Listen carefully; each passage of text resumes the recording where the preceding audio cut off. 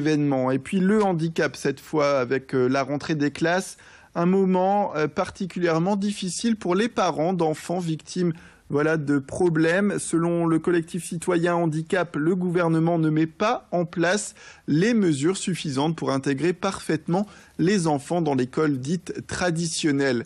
Une carence qui peut être grave pour Jean-Luc Duval, le président du collectif. Écarter les enfants handicapés des autres enfants scolarisés ne leur permettrait pas de s'intégrer pleinement dans la société à l'âge adulte. Il était sur notre plateau, je vous propose de l'écouter.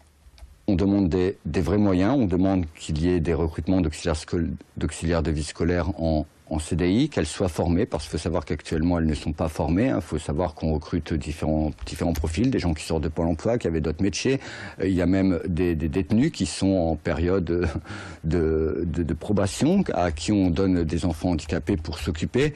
Et il faudrait former les enseignants. La France est à la traîne, elle a été condamnée à maintes reprises d'ailleurs, et rien ne bouge, personne ne veut entendre raison, et c'est des enfants à l'âge adulte qui seront pas autonomes et qui coûteront énormément d'argent à la collectivité. C'est des enfants qu'on a abandonnés, qu'on sacrifie de génération en génération, et c'est plus possible. Moi je suis papa de 2 petits garçons autistes, qui sont âgés maintenant de 8 ans, qui sont totalement déscolarisés. Il faut savoir que le système n'étant pas adapté, j'ai eu mes enfants qui étaient en très grande difficulté. Ils ont eu près de 8 AVS sur moins de 2 ans. Pour un enfant handicapé, c'est très dur. Donc on a décidé, ma femme et moi, de les sortir du système, de leur faire l'école à la maison, de les remettre à niveau pour éventuellement les remettre plus tard, parce qu'on n'a pas d'autre choix et pas d'autre solution, tout simplement.